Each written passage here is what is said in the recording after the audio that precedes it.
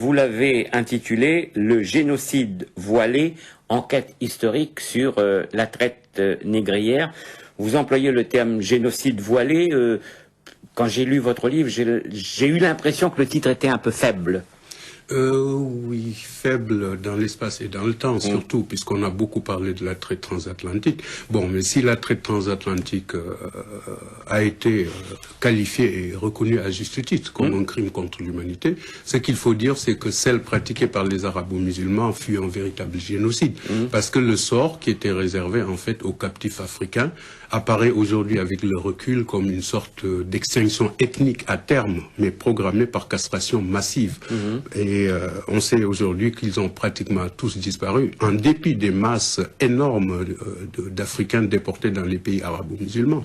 Voilà pourquoi j'ai préféré utiliser le terme de génocide. Parce que si vous avez 17 millions de déportés et que par la castration massive, vous n'avez qu'une minorité de Noirs qui réussit à survivre en terre d'islam, alors que de l'autre côté, je parle de la traite transatlantique, vous avez aujourd'hui 70 millions d'individus qui sont descendants ou métis d'Africains qui peuplent le continent américain, des États-Unis jusqu'au Brésil, passant par les îles de la Caraïbe, alors que dans les pays arabo-musulmans, on n'en trouve plus trace. Alors vous dites d'ailleurs, qu'il serait grand temps que la génocidaire traite négrière arabo-musulmane soit examinée et versée au débat au même titre que la ponction transatlantique, parce que ça c'est un pan de l'histoire qui est quoi, méconnu, caché volontairement, occulté, qui a été volontairement, c'est sûr, et cette amnésie volontaire de la part des élites noires sur la question peut s'expliquer par le fait que beaucoup de chercheurs ont encore du mal à passer d'une vision mémorielle affective de cette histoire, évidemment pour des questions de solidarité religieuse,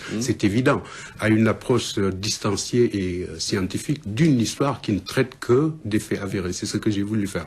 Alors personnellement, j'ai dû croiser des variables comme les témoignages directs d'explorateurs comme Livingstone, comme Stanley ou Monseigneur Lavigerie, sans oublier aussi les témoignages directs des marchands arabes qui opéraient à partir des centres de fabrication d'eunuques. Et j'ai dû croiser toutes ces variables avec des travaux beaucoup plus récents d'un historien américain que vous connaissez bien, mon confrère Ralph Austin.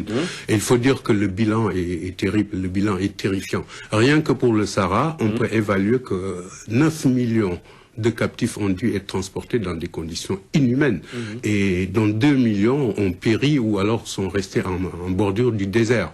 Alors pour ce qui est de ce qu'on appelle la traite orientale, qui s'est déroulée dans les régions proches de la mer Rouge et de l'océan Indien, on évalue environ à 8 millions le nombre de victimes. Donc le bilan est lourd, puisque globalement, on arrive à un chiffre effrayant de 17 millions de morts, de déportés ou de castrés par les Arabes. C'est donc un génocide. Vous le dites d'ailleurs, vous dites on va pas faire un hit parade de ceux qui ont été les pires, mais vous, enfin, je résume. Disons qu'il n'y a pas de degré dans l'horreur, ni de monopole de la souffrance, mais la page devrait être écrite. Vous dites que pour l'Afrique noire, la traite arabo-musulmane a été bien plus dévastateur que la traite transatlantique. Oui, puisque si on se fie aux statistiques de Philippe Austin, on arrive environ entre une fourchette de 9,6 millions à 11 millions de déportés arrivés à bon port. Nous savons ce que sont les dégâts collatéraux, à savoir que pour un déporté arrivé à bon port, il y eut 3 morts, soit des guerres d'approvisionnement, de l'incendie des villages, des greniers et des épidémies qui ont suivi. Il y avait un climat qui permettait, si vous voulez, ce racisme et cette volonté d'éliminer un peuple. Parce que vous avez des érudits arabes comme Ibn Khaldoun, qui était le savant arabe le plus célèbre du XIVe siècle. Eh bien, cet homme avançait l'idée selon laquelle les Noirs appartiennent au peuple à caractère bestial. Il les traitait d'ailleurs de sous-hommes et d'anthropophages.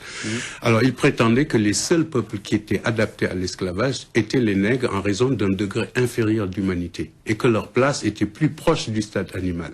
Alors, devant ces inepties, il faut dire qu'aucune voix sérieuse dans le monde arabe ne s'est levée pour défendre la cause des Noirs.